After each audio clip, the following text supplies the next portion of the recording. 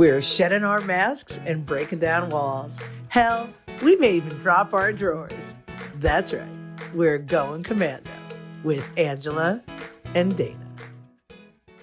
Hi, my name is Dana Sardano, and this is Angela DiMarco, and we are Going Commando. Going Commando is a little show that we put together because we believe in the importance of authenticity. We believe in the importance of just being who you are and saying what you think and standing by that and bringing that into the world without fear of any kind of consequence. So we're here to just be who we are, share it with you, enjoy our lives, and we hope that we give you permission to do the same. Good morning, Miss Angela. Good morning, Dana. It's so funny. It's like, just like be who you are. And we were just talking about this before we press record. I'm like, stop talking. We have to record. This is all the gold. But I am in a situation where I cannot fully be all of myself. And it becomes more apparent now that there's like this separation and the divorce is happening. Dave and I are still in the house together, but I feel like I cannot truly be all of me because of the progression of the marriage and how things went down. But yesterday, I had to go visit my friend Jeff Walliner in the city, and kids were safe doing their thing. I was taking the train. I was reading Woo Woo because I'm back to reading Decoding the Woo Woo, because the work is never done after a whole season. Still need some work here. So I was reading Woo Woo, and then I put on some Pearl Jam really loud in my ears, and I'm sitting there singing. I'm giving out Commando stickers to people on the train that I can hear conversations of. And I'm just like, oh my God, I'm walking down the streets of New York City, which is like my favorite place to be. And I'm going to hang out and have some food. And I was just like all of myself. I was silly with the waitress. I had her pull a tarot card. I was like giving out stickers at the restaurant. They had a gluten-free bun, which was like amazing. So I could have real burger. And it was just awesome. Went to the Met, and I came home. I was feeling so good. I was just me, And then I walk in, and then the heaviness of the situation. So yes, I'm sitting here being all of me every week with you guys, with you. But I realized that like, even if Dave's in the house, I'm like shut down. Right now he's on the road. So it's like, great. But it's like almost like it's like a sin to not be able to be myself, because it felt so good to just be myself. And without judgment, I could do whatever I wanted to do. I was with somebody who loves being in the city, which is so much fun for me because I love the city too. So it's like the freezing cold. We're like, yes, bring it on, And it's just, I don't know. So it's hard to be you. Like it's hard to, Well, can I ask you a question? Because I know we have a whole completely different subject matter, but why can't you be you at home? I think it's just the conditioning of the relationship. And I feel like from the get, which is what we're going to kind of talk about today, because we're talking about season 5 on purpose. So this is actually a good segue to it. Okay. When Dave and I got married, I had a job, right? Had a 6-figure job. It was a good job. And I was able to pay for Christian's daycare and had a good schedule so I could be home for him. So there was nothing wrong with the job, right? But my purpose changed, and I wanted to do this so much. From the jump, we got the house, and then I told him I needed to quit and start the business. Like, it just couldn't not do it anymore. Mm-hmm. And I think from that point, maybe like 6 months in, because I was like, yeah, in 6 months we'll be making a ton of money. Mm-hmm. When I didn't make money, he lost a lot of respect for me. He didn't understand what we were doing. I asked him to help. I asked him to help be a CFO, help me with some money stuff. He never helped me. He couldn't get what I did. He wouldn't take the time to listen. And then it became contentious, right? And then the business became my whole identity as far as like everything else. Like, I wasn't going to my job. I was working here in my desk. So it seems like I'm, home, but I'm in my home office. I'm not going out somewhere. So it seems like I'm just sitting around eating bonbons all day because I'm not making any money. And it became like, I just was trained not to even bring it up because I didn't feel good whenever I brought it up, because his reaction was, "Hey, are you making any money yet?" No, what that was the value of what I brought to the Yeah. table. And so I think that, and it's not even just the business, but it's my personal expansion the whole time. Like my changes, everything that I've changed and discovered about myself, we just didn't discuss any of it.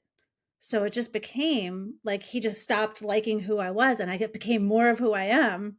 And this rift grew. And so I felt like this need to hide, because I didn't like the judgment that I saw in his eyes. I didn't like the feeling. But why can't okay, so you guys hit you hit a point and you decided to split and you're still in the house until you work that out. Why can't you be yourself in your house? When he's around, there's like, it's weird. It's like feeling the energy. It feels uncomfortable. I feel his presence. I feel his judgment. I feel his I don't know. I can't just get out of it in a way that I know how to get out of it. The only time I feel myself is when he's not around. I know that you don't want this to be an intuitive guided session because we have other things to talk about, but I want to continue this further. So let's continue it later. But I personally am having trouble understanding. You know what it came from. You understand the Mm-hmm. why. You're doing something to get out of it. Why are you still allowing yourself to feel like a prisoner? I'm having trouble I understanding don't that. know if, yeah, I don't know if it's necessarily a conscious allowance of something. You know what I mean? Like I am acting with integrity to who I am. Mm-hmm. I'm not doing anything different to that. And it's baby steps, right? Like I now do whatever I want. I buy a a dish drying rack because I want to and I need one, as opposed to, and he complains about it all the time. Um, I don't know. I don't know. I'm just so imprinted on the energy here that I feel like the only thing I can do is get away from it. Because when I'm away from it, I feel really, really good. And I don't know how to do that physically, energetically.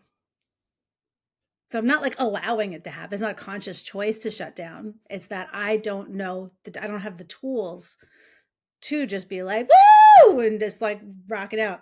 When he's not in the house, I'm dancing with the kids and we're playing and we're having a good time and we're being all of us. And I'm still doing the things that I do. I just fold in a little bit when he's around. So if you have any tools or tips, Grand Poobah of intuitive I guidance. just don't know if now is the time. Like, should we just go for it and I mean, just? we're here now because maybe somebody else is going through Okay. this too. It's Okay. his relationships, and just to put it into perspective, this is not just necessarily about marital relationships. This is about working with somebody that's uncomfortable, working with a boss that you change energetically around. So this could be relative to everybody who's having a relationship where they feel they can't be all of themselves. So Yeah. just want to throw that out there. My go-to is always there is no reason that we should have to adapt to others' comfort level. And what happens is we get ourselves into these ruts where we do that. I know that I did that with Rob. Rob and I, if you read Woo Woo, Rob and I, it was a little touch and go there for a little bit because we have a tendency, humans, I'm even going to go as far as say, especially women that are highly sensitive, but people in general tend to cater to the lowest common denominator because they want to keep peace. And a lot of that comes from the homes that we grew up in. So like, there's always like that one dysfunctional person that everybody tiptoes around. Oh, don't piss dad off. He had a long day, right? Or the one sibling that's like all sorts of banged up and like, oh, that they're like either like a rehab or they got an eating disorder or they got some sort of issue. So everybody caters to that. And what we do is we learn to keep the peace, to keep safe, to alleviate the chaos. We learn to do that. And I did that with Rob in the beginning of our relationship. Rob has anxiety, right? And Rob, his anxiety brings him to anger. He's quick to anger. And I shouldn't say that in present tense because he's come so far. Like we're always like, or schmoopy, but like he's not perfect. None of us are. And early on in our relationship, I would like cater to whatever his needs were. It was just easier. And what happened was, just like you, Angela, as I began to expand and I began to bring in more people that were like-minded, what happened was, and I know people could relate to this, my energy started being outside of my home because I couldn't talk about the things I wanted to talk about with my husband. I couldn't let my freak flag fly. I couldn't do those things because it made him uncomfortable. Oh, why do you talk to me like that? And finally, somewhere, I think it was around 2019, I was in the gallery for a short period of time. I freaked out. I'm like, I was seeing what was happening. It wasn't anything about like an affair or anything inappropriate, like with men. It was like, I was really focusing on my friends that I could speak to. And like I said, I was in the gallery all the time. It was bringing my energy out of the home.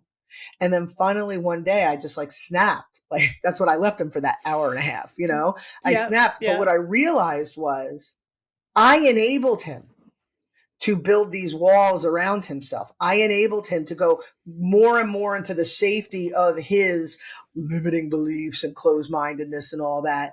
And it made me unhappy and it made me start to outsource to get my needs met. That's how marriages end, or that's how affairs happen, or that's how these things happen. So what do you do? What are the tools? You know what I mean? Like, what do you do? Well, what I did is I finally stood my ground and was like, I cannot do it this way anymore. That's what you did. And it turned, and for me, it wound up, we grew together. For you, it wound up, you grow apart. But once I did that, once I declared that, I no longer allowed myself, like now I'm out. And it's hard to do because they're uncomfortable and we feel their discomfort. But we have to make a choice. We have to make a choice. What's more important here? His comfort or mine?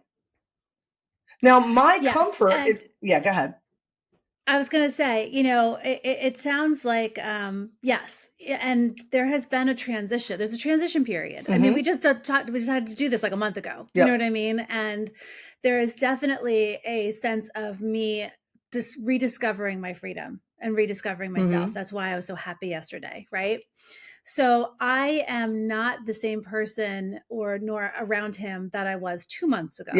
Right now we're in a different place. So it's definitely a transition period. There is a growth there. And I'm just so aware of it. I think that's it. Like, I'm not like harping on how bad it is and how stuck I feel. I am aware of this where I wasn't before, that this is how I am around him. You know what I mean? Like, this is what I do. And I am working on trying to be myself, protecting my energy and all that good stuff. There's nothing I could do with him as far as like standing my ground or whatever it might be, because it doesn't matter, because I just need to get out of the house. No, it's completely different in that respect. Yeah. So I do feel like just having the awareness of it, it makes it sound like it's much more of a bigger problem than it is, but it's just because I'm so aware that this is what happens when he walks in. Yeah, I get that. You know, the one thing but you mentioned the tools, the one thing about that I find in my life with everything, but specifically in this circumstance with Rob, that's really helpful is communication. We people, I think, have a tendency to just kind of be like, oh, just let it be or whatever. But to like communicate, like, hey, it makes me uncomfortable when, because now you have nothing to lose. You know what I mean? When I'm doing the such and such and you're in the kitchen, it makes me uncomfortable. And you just keep communicating your needs. Either they choose to listen, or the situation will there'll become more of a split in the situation. Like, so like anybody who's listening, you know what I mean? Like, I would say to Rob, at first it was like the blowout. Now it's out there. Right. Then I would go to talk about something and like, now you're like, woohoo, with your freak flag. Right. And like you said, like with baby steps, like I didn't just go from like saying nothing to woohoo. Like I just did like a little piece at a time. I would like talk about things that I normally wouldn't talk about. I would have phone conversations that he could hear me that normally I would have kept in private. And I just let him get used to it. But it was very clear. The writing was on the wall. This is what's happening now. And you make a choice. Either you go with the flow or you find another flow. But I cannot keep this under wraps anymore because it's killing me and it's killing our relationship. Yes, 100%. And so that's kind of what I wanted to talk about today, as far as what happens. Last week, we talked about finding your purpose. Mm-hmm. How do you find your purpose? Listening and all that stuff. Then once you know what you want to do, I want to talk about what happens when it becomes too uncomfortable in your current situation. Hmm. So it's definitely, yeah. And I think, cause I was thinking about the book, we're this season, we're kind of talking about my book, Uniquely You, update number 52, The Birth of a Bright-Eyed Entrepreneur. Bing. And that was a big transition for me because for the first like half of the book, right, I was still working and I was still doing my job and I was doing that at night and I was still and it wasn't like anything that was urgent and pressing. But there became a point when, that September when our town had tragedies and we lost some like kids and it was just rough and COVID and all this stuff. I just couldn't be in my job anymore. I couldn't do it. It hurt to go to work. It hurt to be apart from my kids. It made it not worth being apart from my kids. Some people love their job. Yeah. And then it's okay because, your kids are taken care of. And if you love wherever you're at, right, then all is well. But I couldn't, all I wanted to do was be home and take care of my children and work on this business. And it was so uncomfortable. And you would be like, when are we going to talk about you quitting your job? And I'm like, I can't quit my job. Like, I couldn't even imagine, right? I couldn't even imagine. So it is like relationships. It is like jobs. It is whatever. But once you figure out your purpose is, and then all of a sudden it's really difficult. Like we have a friend. Yeah. I was just thinking, let's keep the names, I think. Yep. Yep. So we have a friend who has started to discover something else he wants to do. And now his current job is so uncomfortable. And we're like, just stick it out because you can't just be rash. You can't just like flip a table and quit your job and be irresponsible, especially if you have like a home and a partner and kids, whatever it might be. Like if you have responsibilities, you can't be irresponsible. That's just not going to help anybody. Yeah. But like you quit your career, like you became so uncomfortable where you were teaching. But I stayed a year. But you stayed a year. When I finally made the decision, I gave 5 or 6 weeks notice. I helped them try to find my replacement, like you try to do the best that you can do. But it became so bad for me. Like I was just like, oh, like every little thing irked me. Oh my God. They had a hand scanner for a timestamp. So you had to scan your hand, your palm print or whatever the heck it was. And they had a sheet by the door that was out. And if you were like 5 minutes after scan time or clock in time, you had to write the reason why you were there. And I'm like, this is invasion of privacy. Like I was making a stink over the dumbest things because I was just so irked by everything. So, what you helped me through that. Obviously you were a part of my life at that point. I paid for one intuitive guidance session and got, 560 for free. But what would be like our friend who is in this transition period? What is your advice to somebody like that who just like, I think that, the end game for any of us in any situation is to be able to have peace regardless of your circumstances. Right? If we could figure out how to have peace within ourselves, regardless of our circumstances, then we found the answer, right? So when I've seen it with so many people, I've experienced it, you've experienced it, that we kind of accept less than what is in our pure soul's purpose, joy, love, and all that, what's going to make us be fulfilled as a human being. And then when we get a peek of what's outside of that, it's like, I can no longer be here ever, ever, ever again. And we get like this, right? Yeah. It's really, really, really hard to do. And we start hating our coworkers and hating the circumstance and hating the drive and hating all of these things. Hating, for me, it was like the clothing, like, cause I had to wear like a certain type of clothing to work every day. I'm like, oh, why am I going to dress like this? Right? So we get like that. But if we could, again, what can I do in this moment? It always goes back to 10 reps. What can I do in this moment? What can I do to be able to be in work another day without pulling out my eyelashes? I say without throwing up in my mouth every day on the way to work. It could be as simple as knowing I'm not stuck. I am not stuck. I am not a prisoner of my circumstance. I am not forced to be here. I'm making a choice to be here because I see the greater good. I know the big picture, and I know me doing the things that I have to do in order to do what I want to do, because I am a responsible adult and I do understand that there's consequences for my action, both positive and negative. Then I'm going to do that. And I think that's just one thing, but I think really reframing the way we look at it. I remember me. I can't believe I have to come here every day. I didn't have to do shit. I could have walked in at any moment. There was no shackles to me. Yes, yes. A shift in mindset is everything. Everything. I knew Everything. I have to stay because my integrity requires me to fulfill that promise. And I wasn't graceful about it at all. I was fucking miserable, and I made sure everybody knew about it. All of this wisdom is in hindsight, dude. I'm not that smart. I was a mess. I was like, fuck you. I was a mess when I walked in there. To the point my principal was like, where people are saying that, you're a little bit toxic in the environment. Would you want to leave earlier? Because I was going to stay the year. I'm like, yes, where have you been? I hate you too. So remember, all of this wisdom is hindsight, but take what I've learned, in real time. Oh my God, it was bad. But if you could just go, listen, I'm making a choice to be here. I know that guy's an idiot. I know this job isn't for me. I know that this is aligned with a previous version of myself before I truly understood how awesome I am and all these wonderful things I could bring to the world. I know that. So I'm walking in here every day empowered, in amusement, because you're giving me money to make my plan to get out of here. Oh, so-and-so's being an idiot again. Oh, you know what I mean? Like, it's one of those ridiculous, and you just kind of like do that. So that would be first and foremost my greatest piece of advice that I wish I had taken myself. Oh my God, it's so good. It's so good. And when you knew you were leaving, like as like the year was rounding out, but you had like a solid September to June. Yeah. Well, we'll say August to May. I'm in Florida, but yes. Okay. August to May. Yeah. So as like May rolled around and you had like those 4 or 5 weeks left.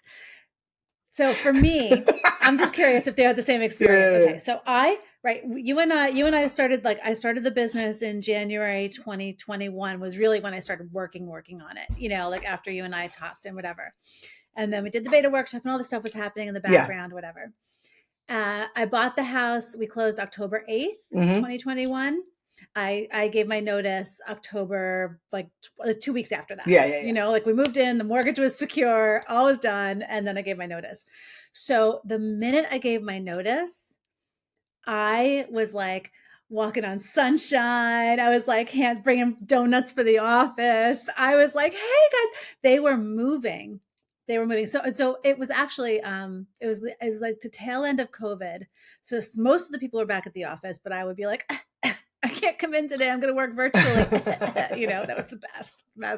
But I was like, I'll come in and pack my desk for the next person. And I was like organizing. I was so gleeful to be there because I was so excited for what was next. Yes. And then all of a sudden it was like the how bad do you want it stuff started to come in. Yep. So I was helping them move from one facility to a brand new office. I would have had this huge office with these gorgeous windows. And it was just so nice. And I had a good job. It wasn't a bad job. They didn't treat me badly. It was just, I just couldn't. And I remember being and they were like, are you sure this could be your office? How much do we give you to stay? They started to throw those things at me because myself shifted from being this job to I'm good. See you later, folks. I'm out of here. I don't know if your end was the same way, when you saw the light at the end of the tunnel. Kind of, yeah. What did resonate with me is the how bad do you want it stuff, because I was in that school for 16 years, and in the last in the first 16 years, probably the last 10, they were always talking about building a new facility. Our facility wasn't that great. I had to share a bathroom, with the students.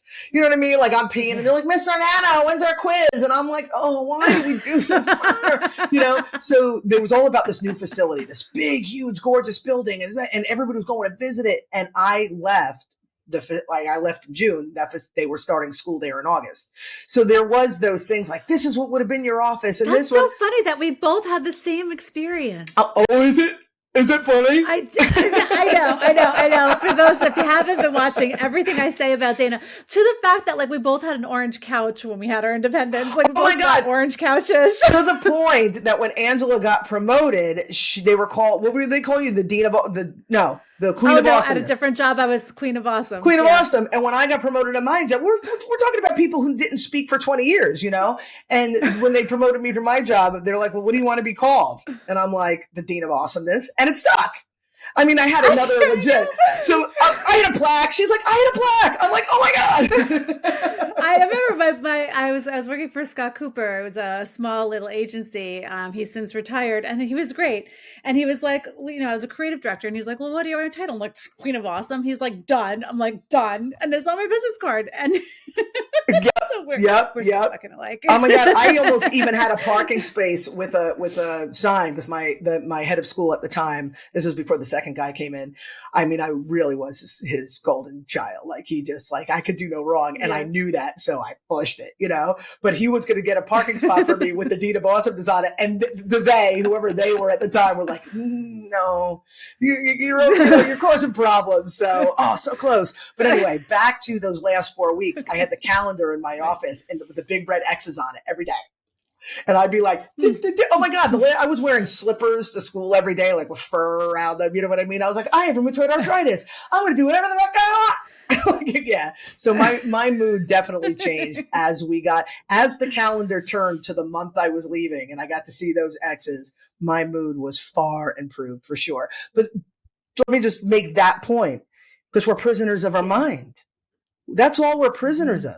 We're prisoners of our mind. If I went on Tuesday and it wasn't in that last month I was going to be there, and then the next day was Wednesday and was in that month, nothing changed. I'm still there. My mindset changed. Yeah. We're prisoners of our own mind. And if we could, like I had mentioned earlier, go to work and be like, this is temporary. I'm choosing this. I could quit this job and go flip burgers until but I'm choosing to be here for this reason, this reason, this reason. Find the gratitude. Thank you. I mean, I was able to save in that year that I was there, 30 grand. And I put it away. So I did not have to tap Rob on the shoulder every time I wanted to buy eye drops. You know what I mean? And so I understood that that's what I was doing. So it's all in the mind, man. All in the mind. It's amazing. It's amazing that it's all in the mind. Everything is a choice. Everything is a choice. Yeah. You can wake up and have a bad day. You can wake up and have whatever. You can be in a bad relationship. Your choice is to stay. Your choice is to choose yourself, to choose, happiness, to choose contentment. Yesterday we were talking before about how my energy shifts and change. And now that I have an awareness about it, it's my choice to either stay in it and be like, I'm in this house. Yeah. And that's kind of the point I was trying to make. Yeah. Yeah. It's like, or I could be like, okay, I'm feeling this way. Let me restart the day. There's a saying in AA, it's like you can start your day over at any moment. So let me restart the day. This day's not shot because I woke up grumpy, So I'm going to do what I need to ground myself, which involves a lot of coffee. It helps a lot in the morning. And talking to you and, getting my intuitive guidance punches in the twiz. You're welcome. You're welcome. I love so much. Thank you so much. I'm so lucky that I'm like your best friend. It's like so much fun. Oh my God. I'm so lucky to be appreciated because that's kind of like the thing I've been going through. The fact that you line it up, you put it right in front of me and you're like, punch me right here. I'm like, okay. I mean, it's like my favorite thing to do. So thank you. I love punching you. I love punching you in the twat so much. Hey, can I share? Go ahead. I'm sorry. I just wanted to talk about your shirt, but we'll do that at the end. Okay. Yeah. I just wanted to share something that the whole idea about shifting our mindset that I saw. Somebody sent me a reel right before I got on with you, and it just touched me, and I want to touch you. There was a guy from somewhere in Africa who has never seen snow. Evidently was visiting somebody in Canada. And it was a video of him outside with his friend. And the snow was starting to like layer on like on the railing. And it was coming down and he was like a child, grown man, like a child. And he was like, it's so beautiful. And he's touching. Oh my God. And I don't know why this happens. Oh, well, chills. That's so sweet. And I'm watching this, and it's such a reminder. It's such a reminder to appreciate what we take for granted. To appreciate. I had a story a long time ago. Let's just say it ended with, oh my God, he had no legs. That's the punchline of the story. And I remember walking away from that experience going, oh my God, I have both my legs. Like we are so conditioned and wired to focus on what isn't working for us and what we don't like. We miss all the beauty around us. To see this grown man, I left the snow intentionally because it sucks and it's cold and this guy was like a child. If we could remind ourselves of that childlike innocence and with everything around us, every once in a while, this is insanity coming out of my mouth, but whatever. Every once in a while, like I'll walk around and pretend. Pretend what? I don't want to say. Every once in a while, I'll pretend like I'm an alien. I'm like, okay, pretend like you're at this planet for the first time and look around. You pretend? Or you embody your trueness. I pretend. But I pretend and I look around, and I did that yesterday. That's when I saw that river otter. I was in that space of so look cute. At the clouds. Like, what if I had never seen clouds before? Like, look at them and the trees, and I'm walking by and I'm like touching the foliage, and I'm like really like in that moment. And then I had this river otter experience where it saw me seeing it. Like I had this moment with this animal, and if we could try to practice that, just people should just be, but really practice trying to get rid of the veil of cynicism. And just really see what's around us and see the snow like it's the first time, like through the eyes of a child. You would be surprised at how much easier it would be to go to work. There it is. Yeah. Oh my God, that's so beautiful. It's so beautiful. And it's so true. Like even yesterday, like in my glory, right? I was just like having such a good time at this cool restaurant in New York. And it started like big chunks of snow started flowing. I'm like, oh my God, could this day get any better? Like that was the moment. I'm like, and there's snow. And there's snow. I don't know what it is, but snow is like, there's something about it. It's why I love living in New York. It's why I'm so sorry I could never neighbor you in Florida. I just missed it in Tampa when we were there. Forget it. Christmas, no snow. But it's true. It's the magical moments and the gratitude and the gratitude for them. Mindset shift. So if anybody is at that point where you've kind of like figured out your purpose, but you have no idea, don't worry about how it's going to happen. Don't worry about the how. And just know in your mind that if that's where your heart is, that's what's it'll get there. You're going to take the steps to get there. And we're going to talk about like maybe next week, we'll talk about the small steps you take. Maybe I change my mind every time. So that's how it should be. It should be even flow. Yeah. There's no real agenda here. So, but it is about, if you know you want to be somewhere else and you're in a current situation, find the joy, find the moments, find the appreciation. I had a hard time, and it's a process. It's not like something that's like a light switch, but like our house, right? I love this house. This house and my family was my goal 5 years ago, 10 years ago. Like this was my dream and I'm living it. And now I had to let go of my dream because I will get a different house that will be better. It'll be mine. It'll be something, like whatever it might be, Well, your dream expands, and that's the thing. Like that's what we have to wrap our brains around. You're like, if I'm letting go of this, I'm letting go of my dream. No, you had this. You have your dream, and now what do you want? You want freedom. You want the ability to be authentic. These are really big deals that I take for granted when you say that you don't feel free to be authentic. I'm like, you know what I mean? So now you're just taking your dream and you're expanding it. That's all you're doing. Yes. And this house is going to help fund. It's going to foot the bill. Like, it's going to foot the bill. So it still is like, chills. It is absolutely, there's nothing wasted, nothing bad, nothing, like everything happens in its time, and it happens when we're ready. So if your purpose is over here and it feels very far away and you're very uncomfortable here, when you're ready, the steps will reveal themselves. So we can talk about that next. Yeah, for sure. So I just want to talk about Dana's shirt because I thought it was legalized pot, No. but it is not. It's legalized marinara. I'm Legalized Italian. marinara. It's got a tomato on it. It looks like a pot leaf. Yep. And I am sporting my the reason why I was meeting my friend Jeff yesterday because we were going to watch the Bills playoff game, but then there was a blizzard yesterday in Buffalo, so I borrowed this shirt from Ben. So shout out to Maddie's friend Ben for lending me this shirt because we're all going to hang out and watch the game tonight together. I'll put the fire on and everything. It's going to be awesome. In my awesome house that I love so much. And I'm so happy. So all good things. All right, Danny. How are we going to close this bitch out? You know, every once in a while, you don't call me Danny all the time, but I did have a friend in elementary school, one of my oldest, closest friends, Vanessa DiBenedetto. And she would call me Danny from time to time. So every time you say it, I'm like, oh, here you go. Oh. Okay. Okay, you ready? For those of you who are new, we never know how to say goodbye. So we've created a sign-off wheel with 8 individual ridiculous sign-offs. So one of them, just so you know, is dropped call. If dropped call comes up, Angela's just pressing the button. So Angela, anything you want to say just in case drop call comes up?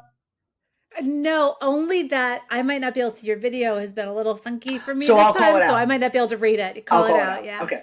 Okay. Call it out. That seems to be my strength. I just call it out. I wonder why nobody wants to be around me. I just calling it out. Just keeping it real. Okay. Oh shit. Wait. Oh my god. Man down. Okay.